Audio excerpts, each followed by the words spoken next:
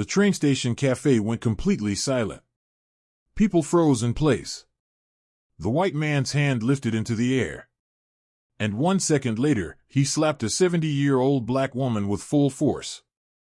Coffee spilled across the floor. She slid out of her chair. Her cheek burned red. Her hand trembled as she tried to steady herself.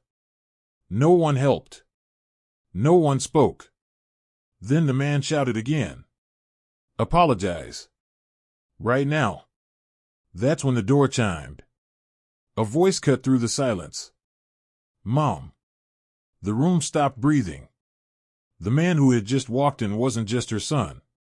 He was federal law enforcement. And the slap that had just been thrown was about to change everything.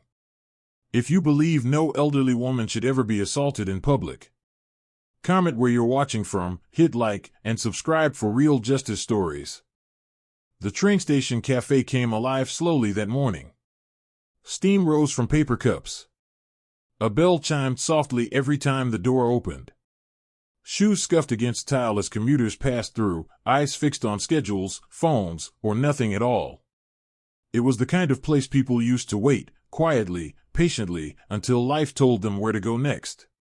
Ruth Carter stepped inside just after sunrise. She was 70 years old, small-framed but steady, dressed neatly in a light brown coat she'd owned for years. Her shoes were worn, polished carefully by habit, not vanity. Her gray hair was pulled back, simple and tidy. There was nothing loud about her. Nothing demanding. She carried herself with the calm of someone who had learned, over decades, that dignity didn't need permission. Ruth paused near the entrance, adjusting the strap of her purse, letting the warmth of the cafe replace the chill outside. She looked around once, not searching for trouble, only for a place to sit. "Good morning," she said softly to the young cashier behind the counter. The cashier smiled back, barely glancing up. "Morning." Ruth ordered a small coffee and a plain breakfast sandwich. Nothing extra. Nothing indulgent. She paid in cash, counting carefully, then moved toward the seating area near the large windows that faced the tracks. She had been asked to meet someone here. The message had come through a mutual friend just a few days earlier. Vague. Polite. No name attached. Just a time and a place. Ruth hadn't questioned it. She hadn't questioned much in recent years. Life had taught her that some answers came only if you waited long enough. She chose a table near the wall, close enough to see the doors, far enough not to be in anyone's way. She set her purse down gently, folded her hands in her lap, and waited. People passed by without noticing her. A man in a business jacket complained loudly about his train being late. A young couple laughed over their phones. Someone argued with the barista about oat milk. Life moved forward in fragments, each person sealed inside their own urgency. Ruth watched it all with calm eyes. She had spent 30 years cleaning hospital floors, early mornings, late nights, double shifts. She had learned how to stay invisible when necessary. How to move through crowded spaces without drawing attention. How to speak softly, apologize quickly, and keep going. It wasn't weakness. It was survival. A few seats away, a white man sat sprawled across a table meant for four. His jacket was draped over the back of a chair. His legs stretched into the aisle, boots planted wide like a challenge. He laughed loudly at something on his phone, completely unbothered by the people forced to step around him. Dennis Holt. Most people in Ridgeway Crossing recognized him instantly. A local contractor. A donor. A man whose name carried weight for reasons no one liked to explain. He had the confidence of someone who had never been corrected and never expected to be. Ruth didn't look at him. She sipped her coffee carefully, the warmth steadying her hands. Her thoughts drifted, as they often did, to the past. To long nights waiting for phone calls. To letters folded and unfolded until the creases wore thin. To a son who had always promised he'd come home. She smiled faintly at the memory. The cafe grew busier. The line stretched longer. Chairs scraped as more people arrived. The hum of voices rose just enough to feel full, but not loud. Ruth checked the clock on the wall. Still early. She gathered her purse and stood slowly, intending to move closer to the counter for a refill. She stepped into the aisle without looking, careful as always, focused on not bumping anyone. That was when she felt it. A light brush against her coat. Barely a touch. So small she almost didn't notice. She kept walking. She didn't know whose leg it was. She didn't know who she had brushed past. She didn't know that the calm of the morning was already cracking. Behind her, a chair scraped loudly against the floor. And the cafe, for the first time that day, began to change. The soft hum of the cafe shattered in an instant. Dennis Holt's head snapped up from his phone. His eyes locked on Ruth, and something inside him twisted, a mixture of entitlement and rage. "You think you can just walk past me like that?" he barked, voice cutting through the room. Every conversation stopped midword. Every eye turned, silently holding its breath. Ruth froze. She raised her hand slightly in a gentle gesture. "I'm sorry," she whispered. "I didn't." Her words were swallowed by his fury. He didn't wait. Dennis stood abruptly, boots scraping loudly against the tile. The cafe seemed to shrink around him. Patrons leaned back in their chairs, clutching coffee cups, their faces pale. No one moved. No one intervened. Then it happened. A loud, snapping slap. The sound echoed through the cafe like a gunshot. Ruth's head jerked to the side. Her cheek flamed red instantly. She stumbled from her chair, landing hard on the tile floor. The coffee she had just sipped shivered in its cup, some spilling onto the floor. Gasps rose from the room, sharp and quick. People froze, unsure whether to run or stay. Fear had taught them how to move carefully, and now it froze them completely. Ruth pressed a hand to her cheek, trying to steady herself. Her eyes glimmered with shock, pain, and disbelief. She had never expected this. She had never imagined a morning that began so ordinary could end like this. Dennis towered over her, chest heaving. His face red with anger. He leaned closer. "Apologize." "Now," he demanded, eyes blazing. "You don't touch me without apologizing." The room was silent enough to hear the blood pumping in Ruth's ears. Chairs scraped as people shifted nervously. No one said a word. No one dared challenge him. You. Dennis stammered, his words sharp and disjointed. He looked around the cafe, daring anyone to object. Silence answered him. Only Ruth's trembling hand moved against her face, fingers brushing the red mark forming across her cheek. She tried to rise, but her knees wobbled beneath her. She took a tentative step, clutching the edge of a nearby table for support. The humiliation weighed on her as heavily as the sting from the slap. Years of caution and survival habits held her tongue. She didn't scream. She didn't cry. She just waited, her eyes scanning the doorway, wondering if someone, anyone, would intervene. Dennis scoffed, chest puffed with triumph. "That's right. Sit there and remember your place," he sneered, his voice cutting again through the fear-saturated room. Ruth swallowed, her throat dry, her gaze calm despite the fire on her cheek. She had come here for a simple, ordinary morning. She had come for a quiet meeting. Now she lay on the cold tiles of the cafe, exposed to the cruelty of a man who thought dominance was his right. And then, almost imperceptibly, the cafe door swung open. A soft chime sounded, subtle but undeniable against the tense silence. For a heartbeat, no one moved. The room seemed to hold its collective breath, waiting. And from that doorway, the calm, controlled presence of someone much larger and stronger than Dennis stepped in. Every eye shifted toward him, every head turned, every heart held. Marcus Carter, tall and composed, scanned the room with a single glance.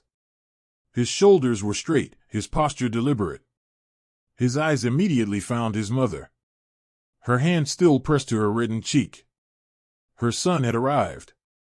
And the balance of power in the cafe had just begun to shift. The cafe held its breath. No one moved. Not a single person dared to speak. The slap had shattered the calm, and in its wake, fear had settled like a thick fog. Coffee cups trembled in hands, chairs scraped lightly as if people were testing if they could move, and yet everyone froze. Ruth's hand pressed to her cheek, fingers trembling. Her lips parted slightly, as if to speak, but no sound came. Her eyes scanned the room, searching for a friendly face, a lifeline, but all she found were strangers frozen in silence, trapped by the weight of witnessing cruelty. Dennis Holt straightened, chest puffed, believing his dominance was unchallenged. He looked around the room, expecting fear and submission. And he got it. "Apologize," he barked again, loud enough to make every head snap in his direction. "Now. Or I'll." His threat lingered, unfinished. The cafe swallowed it whole. Silence responded. A waitress clutched a tray, frozen mid-step.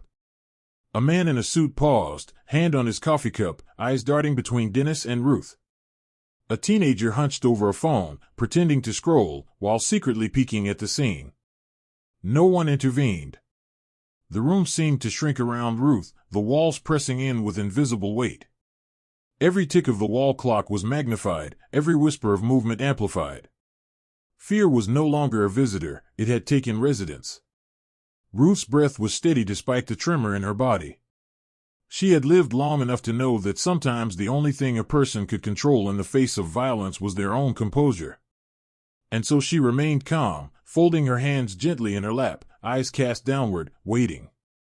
Dennis leaned closer, his voice low but venomous, trying to provoke, to assert. "You think you can."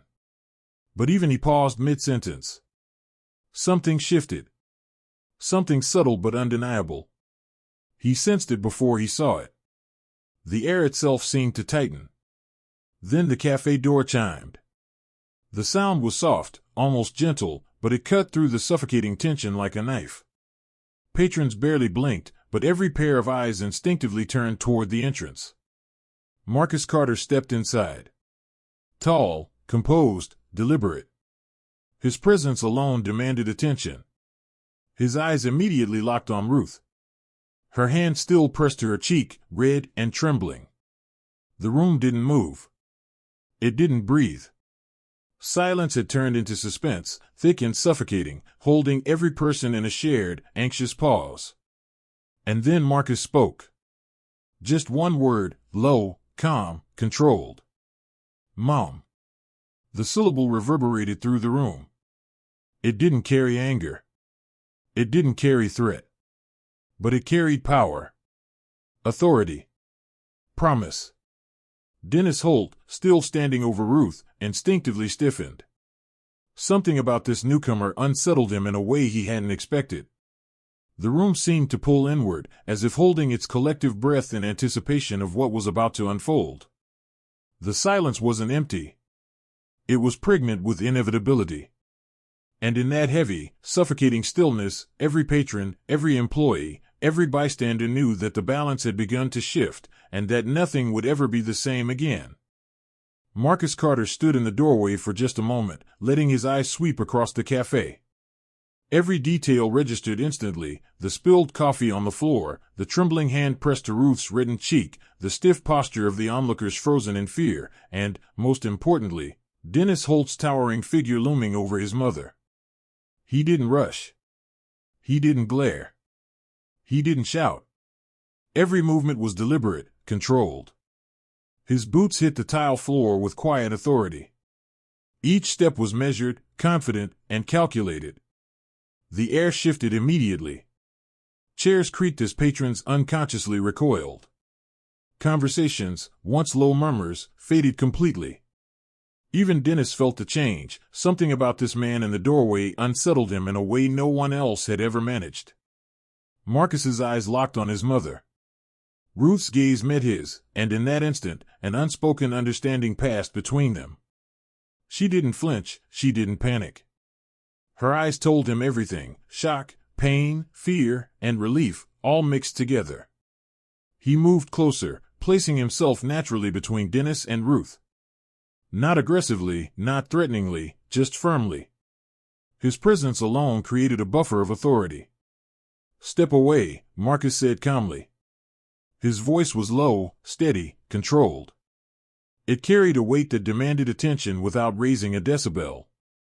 Dennis scoffed, trying to maintain his bravado.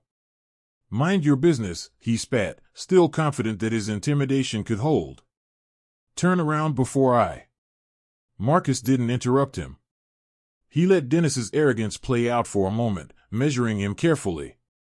The smirk on Dennis's face faltered slightly as he realized the man before him was not ordinary. The cafe seemed to pulse with tension. Patrons instinctively leaned back, gripping their cups, holding their breath. The silence was heavy, oppressive, as if the room itself awaited the inevitable confrontation. Marcus crouched slightly, moving to his mother's side. "Are you okay, Mom?" he asked softly. His tone carried no accusation, no anger, only concern and protective authority. Ruth's lips trembled as she managed a faint nod. "Yes, just startled," she whispered, still pressing her hand against her cheek. Dennis shifted uncomfortably. For the first time that morning, he realized he was being assessed by someone who did not fear him. Someone whose calm exuded control, whose presence alone could bend the room to order. Marcus straightened, standing tall now, his eyes never leaving Dennis. There was no rage, no wild energy. Just cold, measured readiness. Every muscle, every movement communicated one message. "Do not make this personal, because consequences will follow." Dennis opened his mouth to speak, but Marcus's silence was louder than words. The subtle shift in posture, the controlled confidence, the sheer composure, it was overwhelming. The arrogance that had carried Dennis this far began to crack, moment by moment. Marcus glanced briefly at the patrons. They remained frozen, captivated, tense. No one dared intervene, but everyone understood that action would soon come, and that it would be decisive. Finally, Marcus looked back at Dennis.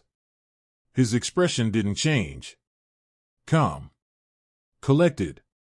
Dangerous in the quietest way possible. "Did he touch you?" Marcus asked Ruth gently, his attention fully on her, ignoring Dennis completely. "Yes," she whispered. The single word landed with the force of a hammer. The air in the cafe seemed to thicken. Dennis's smirk dissolved. His confidence wavered for the first time. The weight of the moment pressed down on him, and the audience in the cafe held its collective breath, knowing, just knowing, that the confrontation Marcus had been trained for was about to begin. The cafe was silent, every patron frozen as if the world itself had paused.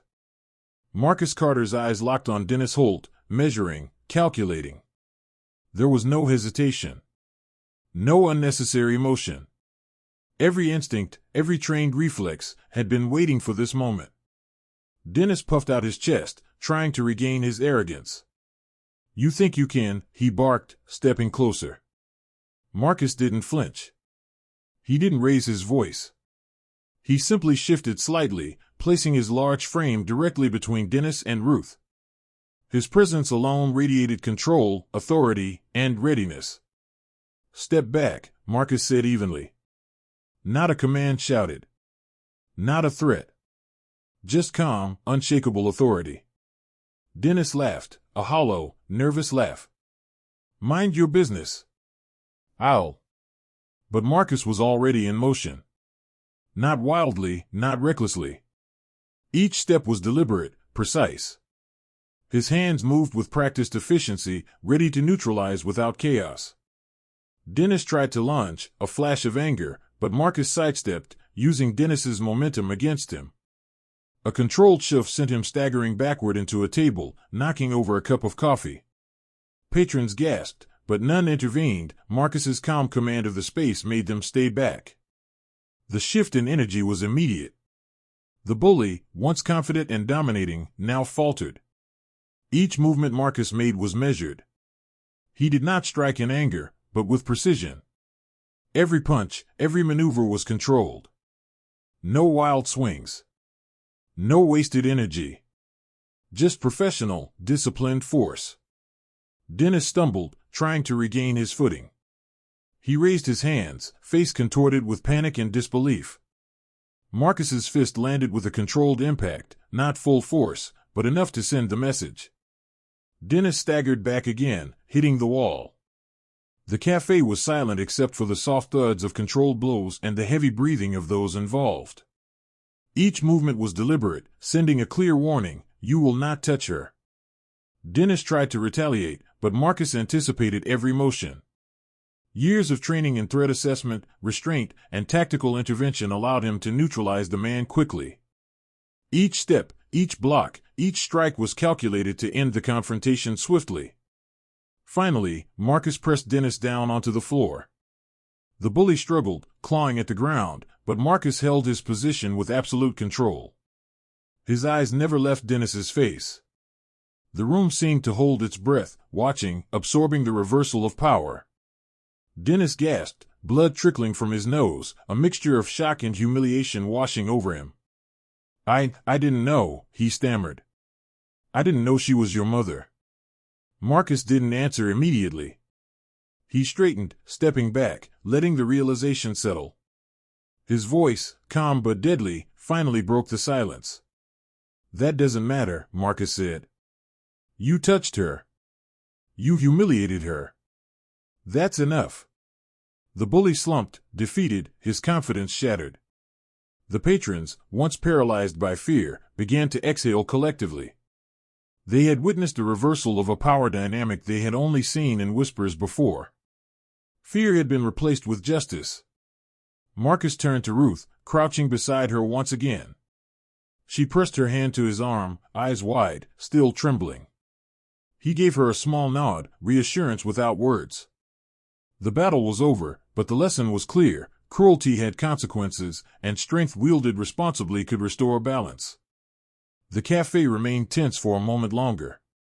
Chairs scraped as people adjusted their positions, breath shaky, realizing that the calm, professional intervention had prevented a much worse outcome. Marcus maintained his posture, silent, dominant, composed. No one dared speak for Dennis. No one tried to intervene. The room understood that the moment had been controlled, precise, and deliberate. Justice had been delivered coldly, efficiently, and without chaos. And as the door to the cafe opened again, heralding the arrival of law enforcement, every observer knew what they had witnessed wasn't just a fight. It was the restoration of order. The reclaiming of dignity.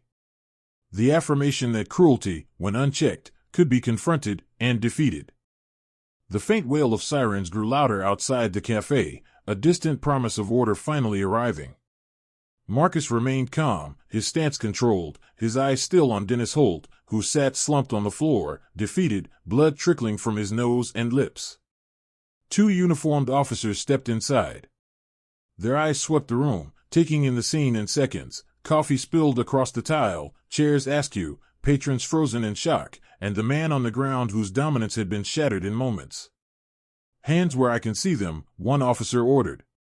His tone was firm, no hesitation. Marcus lifted his hand slowly, showing no resistance, but his gaze never left Dennis. "He struck my mother," Marcus said evenly. "I intervened." Dennis attempted to speak, sputtering excuses through bloodied lips. I didn't know. I swear, I didn't." "Quiet," the officer snapped. "You'll get your turn." The second officer stepped closer to the cafe's surveillance cameras. "Pull the footage," he instructed. Moments later, the grainy yet undeniable video displayed Dennis raising his hand and slapping Ruth Carter across the face. The slap, the push, every second of cruelty was captured clearly. The officers exchanged a brief glance.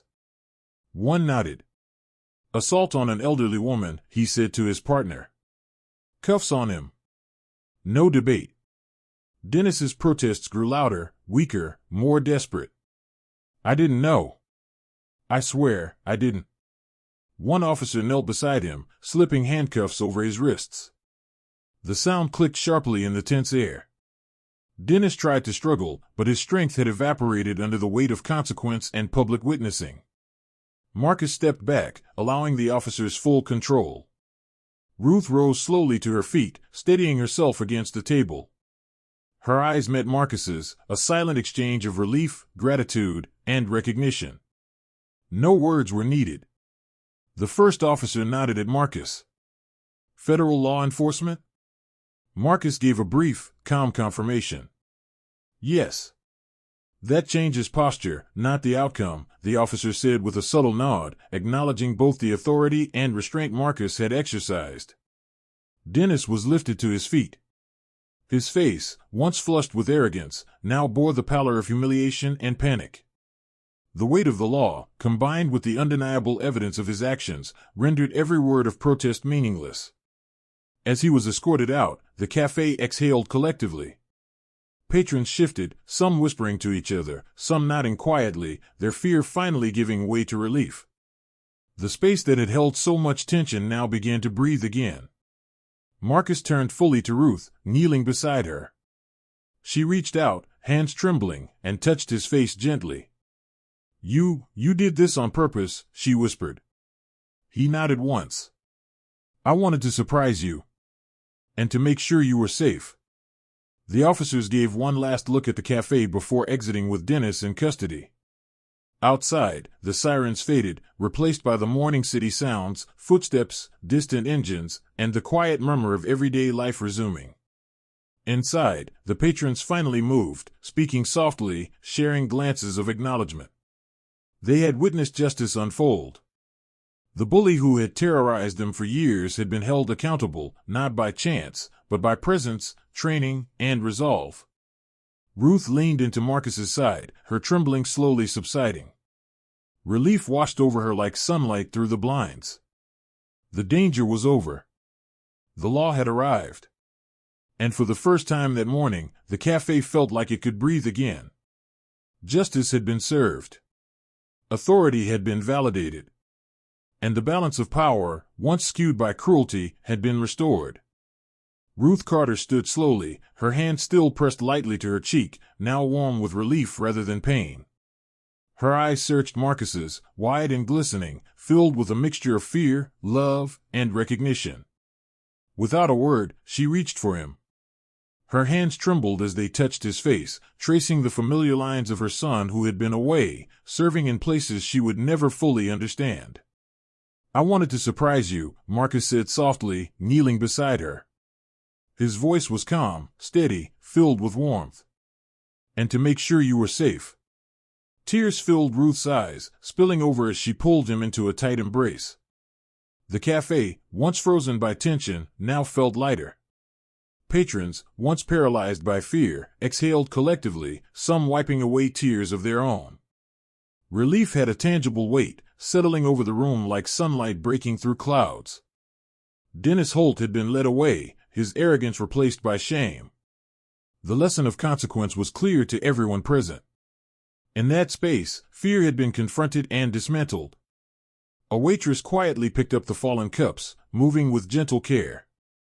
The barista returned to the counter, offering Ruth a fresh coffee without words, understanding that silence sometimes spoke louder than conversation. Patrons whispered among themselves, recounting the moment they had witnessed. The power of courage and justice, calm and controlled, left a lasting impression. No one would forget what had happened here that morning. Outside, the sirens faded into the distance. Inside Sunrise Corner Cafe, life began to return to normal, but nothing would ever feel quite the same. The story of cruelty had ended, replaced by one of protection, authority, and love. Ruth pulled back slightly, looking up at Marcus. "Thank you," she whispered, her voice steady now, but thick with emotion. Marcus smiled faintly, placing a reassuring hand on her shoulder. "I'm home now. And I'll always be here." For the first time that morning, Ruth laughed, a small, relieved sound. It was quiet, but it carried power. Around her, the cafe seemed to breathe with her, as if the walls themselves were exhaling the tension that had gripped them. Outside, Ridgeway Crossing felt different. The air seemed lighter, the sunlight warmer. Inside, the patrons returned to their breakfasts, their conversations slowly picking up again, but now with a renewed understanding. They had seen cruelty confronted, dignity defended, and justice served. Marcus stayed by his mother's side, silent, vigilant, yet relaxed. The ordeal was over. The balance restored. And in that quiet, calm moment, mother and son finally shared what they had waited years for: presence, protection, and the reassurance that even in a world of cruelty, love and justice could prevail. The café, once a stage for fear, now became a sanctuary of relief. And for Ruth and Marcus, the morning had delivered something far greater than coffee or breakfast. It had delivered safety, respect, and the long-awaited embrace of family.